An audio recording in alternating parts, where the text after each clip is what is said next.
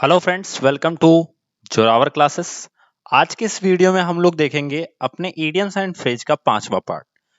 इसका ये मतलब हुआ कि इसके पहले मैंने 4 पार्ट आपको इडियम्स एंड फ्रेज के करवा दिए हैं। एंड जो लोग पहली बार जुड़ रहे हो हमारे इस अभियान से, इस कैंपेन से, वो लोग अपना नाम और पोस्ट, जिस भी पोस्ट के लिए प्रिपरेशन कर रहे हैं जैसे पीआरटी या टीजीटी, वो अपना नाम और पोस्ट इस व्हाट्सएप नंबर पे सेंड कर दें, जिससे उनको एक व्हाट्सएप के ब्रॉडकास्ट ग्रुप से जोड़ दिया जाएगा, जिसमें उन्हें टाइम टू टाइम उनके पर्सनल नंबर पे इंफॉर्मेशन, या कह सकते हो कि जो भी रिगार्डिंग केबीएस इंफॉर्मेशन होगी वो आपको प्रोवाइड करा दी जाएगी बाय अंकित सर, जो कि ऑलरेडी केबी टीचर हैं, दिल्ली में केबी टीचर हैं। ठीक है, तो आज के इस वीडियो में हम अपने इडियम्स एंड फ्रेज को देखेंगे। और इसके पहले मैं आपको बता दूं, जैसा कि मेरे वीकेंड की पूरी प्लानिंग जो होती है, या कह सकते हो कि पूरे एक वीक की जो प्लानिंग होती है, वो मैं आपके सामने बता दे रहा हूं कि हमारे एक वीक में 5 दिन की पढ़ाई होती है। इन 5 दिन में एक दिन मैं आपको इडियम्स एंड फ्रेज कराता हूं। अभी तो यही सीरीज चल रही है, इडियम्स एंड फ्रेज। एक दिन मैं आपको वन वर्ड सब्स्टिट्यूशन कराऊंगा। एंड 2 दिन मैं साइंस, जो जिसमें हम लोग फिजिक्स पूरा कंप्लीट कर चुके हैं, जो पहली बार देख रहे हैं वो जान लें कि मैं फिजिक्स पूरा पढ़ा चुका हूं। ठीक है, दूसरा, 1-2 दिन हम साइंस पढ़ेंगे जिसमें हम केमिस्ट्री स्टार्ट किए हैं और केमिस्ट्री को हम आगे बढ़ाएंगे। क्लियर? तो इस तरह से आप समझो, फिजिक्स लास्ट टाइम 10 क्वेश्चन लेके आई थी, 10 आउट ऑफ 20, मतलब 20 क्वेश्चन साइंस के थे, जिसमें से 10 क्वेश्चन केवल और केवल फिजिक्स के थे। Is it clear?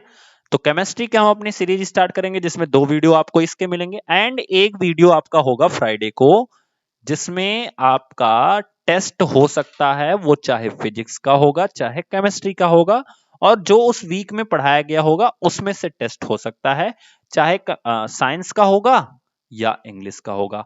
तो 2 दिन हम इंग्लिश रखेंगे एंड 2 दिन हम क्या रखेंगे, साइंस रखेंगे, एंड एक दिन हम टेस्ट देंगे। इस तरह से हमारे 5 दिन की प्रिपरेशन होती है। बाकी सैटरडे एंड संडे ऑफ है। जैसे ही हमारी वैकेंसी का कोई नोटिफिकेशन आएगा, हम इस दिन को भी स्टार्ट करेंगे अपने क्लासेस को।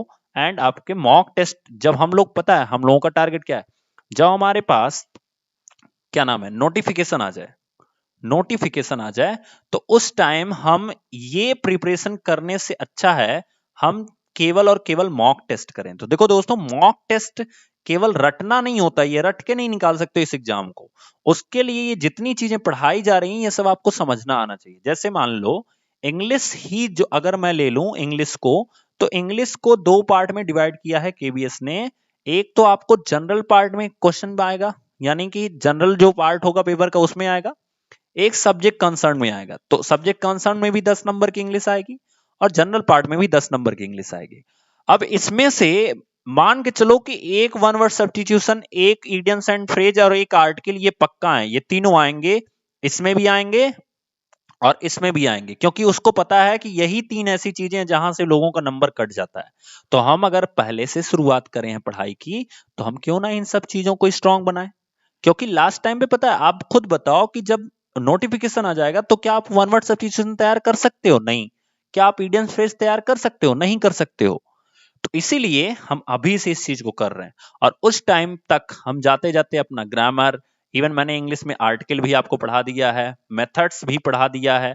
प्लेलिस्ट जाके चेक करो कि क्या क्या आपको पढ़ाया जा चुका है। तो इतनी इंफॉर्मेशन, हमने क्या क्या किया है, क्या हम कर रहे हैं, कैसे करना है आगे, ये सब चीजें बताना बहुत जरूरी होता है, क्योंकि आपके पास प्लान होना चाहिए। क्लियर? हम आगे बढ़ते हैं, और उससे पहले जो लोग पहली बार जुड़ रहे हैं वो अपना नाम और जिस पोस्ट के लिए प्रिपरेशन कर रहे हैं वो उसको सेंड कर दें।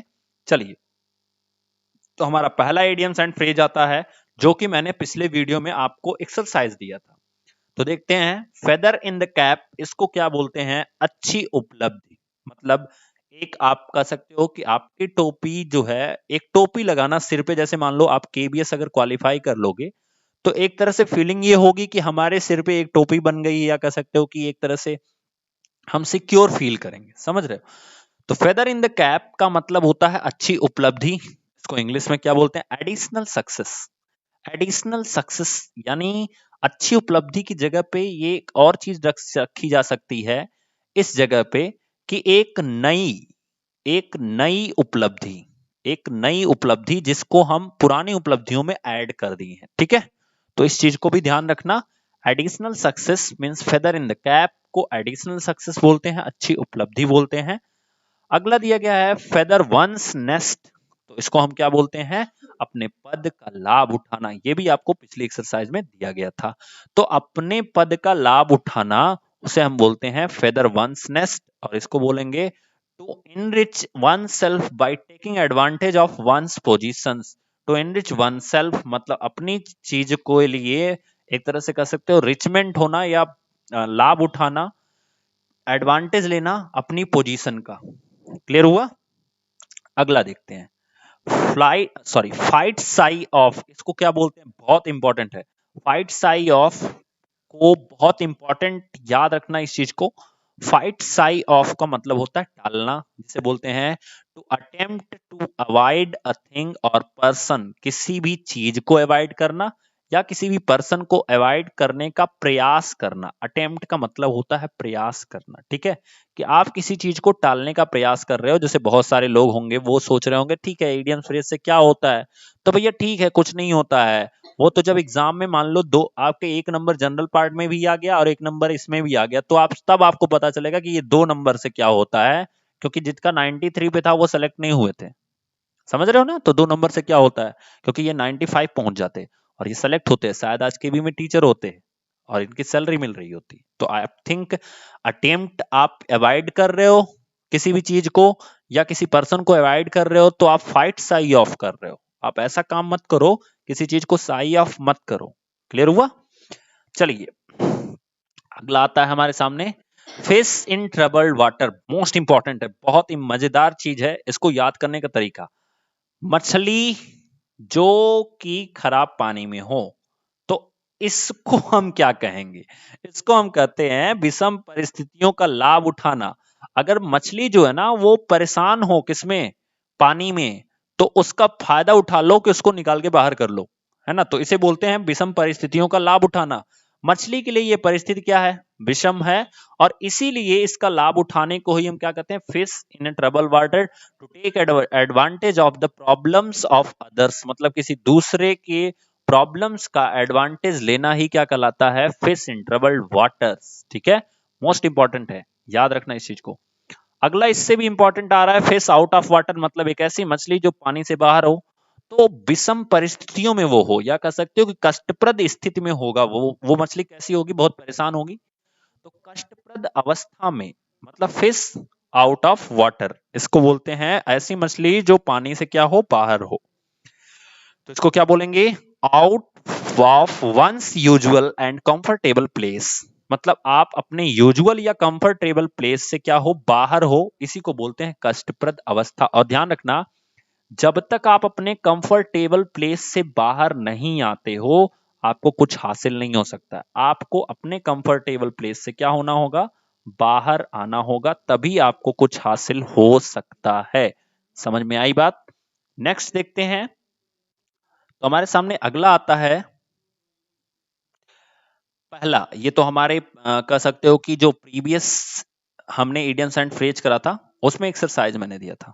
खैर, fly in ointment, fly in ointment का मतलब होता है असुविधाजनक चीजों में, ऑइंटमेंट का मतलब ही होता है परेशानी से संबंधित, ट्रबल से संबंधित, ठीक है, ट्रबल से संबंधित या प्रॉब्लम से रिलेट करता है, प्रॉब्लम से रिलेट करता है।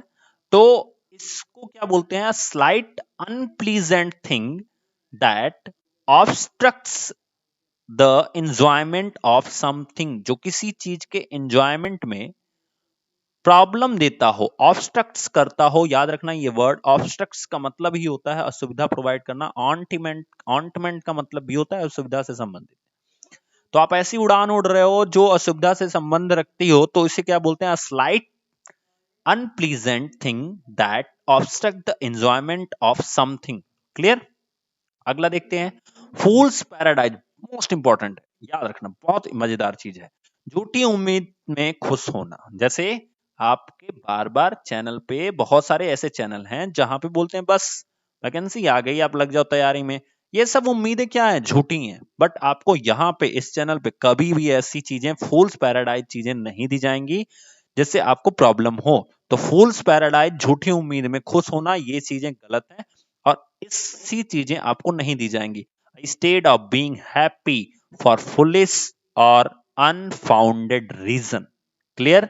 स्टेट एक ऐसी अवस्था जहां पे इंसान क्या होता हो, मूर्ख बन जाता हो खुशी खुशी से, उसे हम क्या बोलते हैं, झूठी उम्मीद में खुश होना। ठीक है, अगला दिया गया है 40 विंग्स, मोस्ट इंपॉर्टेंट, बहुत मजेदार चीज है, झपकी लेना। देखो ये बहुत इंपॉर्टेंट है, आपके एग्जाम में आ सकता है, ये मोस्ट इंपॉर्टेंट डाल के लिखना। झपकी लेना मोस्ट इंपॉर्टेंट, 40 विंग्स, झपकी लेना। अ नैप, नैप का मतलब ही होता है नींद लेना या झपकी लेना। ठीक है, नैप का मतलब होता है नींद लेना या झपकी लेना। अगला है फ्रेंच लीव। क्या होता है? ऐसी लीव, याद रखना, फ्रेंच लीव का मतलब होता है जो बिना बताए गायब होते हैं ना लोग, इस तरह से लीव होती है, यानी बिना सूचना के अनुपस्थित होना। जैसे आप लोग ही हो, बिना सूचना के गायब हो जाते हो, मतलब ये भी नहीं बताते सर हम वीडियो कल से नहीं देखेंगे, बस गायब हो लिए। तो ऐसे लीव को क्या बोलते हैं हम? फ्रेंच लीव बोलते हैं। क्या बोलते हैं? फ्रेंच लीव बोलते हैं। ठीक है, अगला देखते हैं लीव विदाउट इंफॉर्मेशन, मतलब एक ऐसी छुट्टी जो बिना इंफॉर्मेशन के हो, उसे हम बोलते हैं फ्रेंच लीव। फ्रिंग बेनिफिट्स, ये बड़ा इंपॉर्टेंट है, बहुत इंपॉर्टेंट। देखो क्या है ये, वेतन के अलावा मिलने वाला लाभ, ये सब लोग ढूंढते हैं ना। जैसे कि हमारे देश में पुलिस जो है वो इसी तरह से कुछ काम करती है, वेतन के अलावा मिलने वाला लाभ ढूंढती है कि भैया कहाँ मिल रहा हो, कहीं भी। खास करके मैं यूपी की बात बताता हूँ आपको, कि इनको जब पैसा कमाना होता है तो कहीं भी लाठी गिरा दिए। मतलब लाठी गिरा देने का मतलब समझते हो? मतलब ये होता है कि किसी भी गाड़ी वाले को रोक लिया, मोटरसाइकिल वाले को, अब उसकी हर चीज चेक करेंगे, उनको कहीं ना कहीं से पैसा चाहिए, वो कुछ भी बहाने निकाल करके सब कुछ उसका सही रहे, कहें जूता काहे नहीं पहने हो, तो जूते की बेस पे ये लोग पैसा ऐंठ लेते हैं। ठीक है, तो इसे हम बोलते हैं an additional benefit apart from salary. An additional benefit apart from salary, मतलब फ्रिंग बेनिफिट, वेतन के अलावा मिलने वाला जो लाभ होता है, उसे बोलते हैं हम an additional benefit apart from salary. चलिए अगला देखते हैं, फ्रॉम हैंड टू माउथ, बहुत इंपॉर्टेंट है। फ्रॉम हैंड टू माउथ का मतलब होता है कि केवल भैया कमा रहे हैं और खा रहे हैं, बस इतना सा, मतलब सिर्फ गुजारा भर का, सिर्फ गुजारा भर का, यानी कमा रहे हैं खा रहे हैं। इसको क्या बोलते हैं? प्रोवाइडिंग ओनली बेयर इसेंशियल्स, मतलब जो आपकी जरूरत है, जो आपकी इसेंशियल्स हैं, उनको सिर्फ हम झेल पा रहे हैं। बेयर का मतलब होता है सहना, सिर्फ उनको हम प्रोवाइड करा पा रहे हैं, जो हमारी जरूरतें हैं उनका सिर्फ हम काम कर पा रहे हैं, इसी को बोलते हैं फ्रॉम हैंड टू माउथ। मतलब कमाएं और खाएं, ऐसा समझो, कमाएं और खाएं, बस इससे मतलब है। तो प्रोवाइडिंग ओनली बेयर इसेंशियल्स। ठीक है, अगला आता है गाला डे। तो इसको क्या बोलते हैं? बहुत इंपॉर्टेंट है, आनंदोत्सव का दिन, मतलब ऐसा दिन जो बहुत आनंद लाता हो। अब ऐसे सुन सकते हो, गाला से याद रख सकते हो गाना डे। तो गाना किसी दिन हम तभी गाते हैं जब हमारे लिए क्या हो, एंजॉयमेंट का दिन हो। क्या हो? एंजॉयमेंट का दिन हो, तभी हम क्या करते हैं, गाना गाते हैं। तो ऐसे इसे क्या बोलते हैं? Celebrations day. सेलिब्रेशंस डे, आजकल वो भी आता है ना सेलिब्रेशन का, एक चॉकलेट करके पूरा रैपिंग करके आता है ना, तो बहुत ज्यादा पसंद होता है कई लोगों को। तो वो सोचते हैं कि जब हमारा बर्थडे हो तो उसके दिन पे आ जाइए, बड़ा मजा आता है उसको देखने में। गेट अवे विथ, तो इसको क्या बोलते हैं? बच निकलना। ठीक है, गेट अवे मीन्स क्या होता है? अब देखो, अवे का मतलब होता है ना, जैसे फॉर अवे, बहुत दूर होना, या कह सकते हो अवे इन द सेंस, आप ये समझा करो कि भाग जाना। इन द सेंस किसी चीज में ये होता है भाग जाना, यानी वहां से निकल लेना, किसी तरह से बच के निकल लेना। तो उसे हम बोलते हैं गेट अवे विथ, यानी टू स्केप। स्केप मीन्स क्या होता है? स्केप मीन्स होता है पलायन करना। पलायन का मतलब होता है, आपकी फिजिक्स से रिलेट करता है। ठीक है, ओके, जैसे ही फिजिक्स का टॉपिक आता है पूरा पढ़ाने लगते हैं। एस्केप वेलोसिटी की जो वैल्यू होती है 11.2 किलोमीटर पर सेकंड होती है। अगर किसी भी चीज को आप इस वेलोसिटी से फेंक दो, यानी एक सेकंड में वो चीज 11.2 किलोमीटर की दूरी तय कर ले, तो वो चीज इस पृथ्वी के ग्रेविटी से, इस अर्थ की ग्रेविटी से बाहर चली जाएगी, यानी स्पेस में चली जाएगी। कहाँ चली जाएगी? स्पेस में चली जाएगी, और वो वापस नहीं आ सकती है। और इसी वेग को हम क्या कहते हैं? पलायन वेग कहते हैं। क्लियर हुआ? तो इतना ज्यादा तो आपको पढ़ना है नहीं फिजिक्स में, सो छोड़ दो, कोई दिक्कत नहीं है। गेट अवे मीन्स होता है टू एस्केप। अगला आता है गेट डाउन टू। इसका क्या मतलब होता है? इसका मतलब होता है काम जो गंभीरता पूर्वक आरंभ किया गया हो उसे हम बोलते हैं गेट डाउन टू, यानी काम गंभीरता पूर्वक आरंभ किया गया हो। गेट डाउन मतलब आप कोई भी चीज उठाने जाओगे तो नीचे झुकोगे, तो मतलब ऐसा काम जो आप गंभीरता पूर्वक आरंभ किए हो उसे हम बोलते हैं गेट डाउन टू। इसको क्या बोलते हैं? To attend to work seriously, जैसे हम लोग अपनी प्रिपरेशन को बहुत गंभीरता पूर्वक कर रहे हैं, सच्ची में कर रहे हैं? ऐसा तो मुझे नहीं लगता, क्योंकि बहुत सारे लोग देखते ही नहीं है। चलो कोई नहीं, जो देख रहे हैं वो बहुत अच्छे हैं। गेट इनटू अ सूप, बहुत इंपॉर्टेंट है। झंझट में पड़ना, ठीक है, किसी भी सूप में पड़ना मतलब हो गया झंझट में पड़ना, एक तरह से परेशानी में पड़ना, परेशानी में पड़ना, ठीक है। इसको क्या बोलते हैं? Get into trouble. तो इसको क्या बोलते हैं हम? गेट इनटू ट्रबल, ठीक है। तो गेट इनटू सूप, और इसी सूप की वजह से चाइना ने देखो क्या क्या फैला दिया। चाइना ने आपके पास कोरोना लाके दे दिया इसी सूप की वजह से। सब किसका? चमगादड़ का सूप पी रहे थे, है ना। तो परेशानी में डाल दिए सबको इसी सूप की वजह से, झंझट में डाल दिए, ट्रबल में डाल दिए, है ना। तो याद रख सकते हो इस तरीके से। अगला दिया गया है गेट इनटू हॉट वाटर, तो मतलब गरम गरम पानी में डाल देना खोलते हुए, तो ये भी तो एक तरह से परेशानी ही हुई, यानी समस्या में फंसना, ठीक है। और इसको हम क्या बोलते हैं? Get into trouble. दोनों चीजें सेम हैं, ध्यान से देख लो। कोरोना आया कहां से? सूप से। और जलते हुए पानी में हम किसी को डाल देंगे तो वो भी किस में फंस जाएगा? प्रॉब्लम में, ट्रबल में, समस्या में। क्लियर हुआ?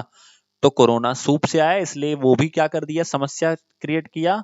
और अगर हम उसको गर्म पानी में डाल देंगे तो हम कोरोना के लिए समस्या क्रिएट कर देने हैं, है ना। यानी हमें क्या कहा गया था शुरू शुरू में? गर्म पानी पीजिए, बॉडी को गर्म रखिए, है ना। चलो अगला देखते हैं get off scot free. Get off scot free, इसको क्या बोलते हैं? इसको कहते हैं अदंडित निकल जाना। अदंडित मतलब बिना दंड लिए, यानी उसको एक तरह से कह सकते हो कि बिना, अगर किसी वजह से वो पकड़ा गया है तो उसको बिना वो दंड दिए ही, यानी बिना पनिशमेंट दिए ही उसको छोड़ देना ही क्या होता है? गेट ऑफ स्कॉट फ्री होता है, जिसे बोलते हैं टू एस्केप विदाउट पनिशमेंट। यानी मैंने आपको बताया ना, एस्केप मतलब होता है पलायन करना। कितना होता है इसकी वेलोसिटी? ये होती है 11.2 किलोमीटर पर सेकेंड, ठीक है। विदाउट पनिशमेंट, बिना पनिशमेंट के ही क्या कर जाना? पलायन कर जाना, इसी को बोलते हैं अदंडित निकल जाना। क्लियर हुआ? चलिए अगला देखते हैं। तो हमारे सामने अगला दिया गया है गेट ऑन वंस नर्व्स। ये बड़ा इंपॉर्टेंट है। किसी की नस को पकड़ लेना मतलब तंग करना, है ना, तंग करना, ठीक है। इसको हम क्या बोलेंगे? टू इरिटेट और एनोय। एनोय का मतलब भी होता है डिस्टर्ब करना, परेशान करना। इस चीज को याद रखिएगा, इरिटेट करना, डिस्टर्ब करना, परेशान करना, यानी एनोय का मतलब होता है तंग करना। एंड सेकंड लास्ट है गिबल गैबल। इसको क्या बोलते हैं? बड़ा इंपॉर्टेंट है। इसको बोलते हैं मूर्खतापूर्ण वार्तालाप। जितनी भी बातें आप कर रहे हो किसी से, अगर वो मूर्खतापूर्ण है तो उसे हम क्या बोलते हैं? गिबल गैबल। क्लियर हुआ? इसको बोलते हैं फुलिश टॉक। क्या बोलते हैं? Foolish talk. क्लियर? अगला देखते हैं गिफ्ट ऑफ द गैप, मतलब गैप को क्या कर देना? भर देना। तो ये लास्ट है हमारा। फटाफट देखो इसको क्या बोलते हैं? इसको बोलते हैं चतुराई पूर्वक धारा प्रवाह बोलने की शक्ति। जैसा कि मैं बोल रहा हूं पिछले 19 मिनट से, हैं तारीफ अपने मुंह से ही अच्छी बात नहीं है सर, है ना। कोई बात नहीं, थोड़ा थोड़ा कर लेना चाहिए, आप लोग तो करते ही नहीं है, तो थोड़ा सा तारीफ कर दिया कीजिए। गिफ्ट ऑफ द गैप, चतुराई पूर्वक धारा प्रवाह बोलने की शक्ति। इसको बोलते हैं टैलेंट फॉर स्पीकिंग। स्पीकिंग, ठीक है। तो ये ध्यान दीजिएगा, गिफ्ट ऑफ द गैप, धारा पूर्वक बोलने की शक्ति। क्लियर? चलिए, तो आज के लिए इतना ही दोस्तों। नेक्स्ट वीडियो में मिलेंगे नेक्स्ट टॉपिक के साथ। तब तक के लिए थैंक यू सो मच।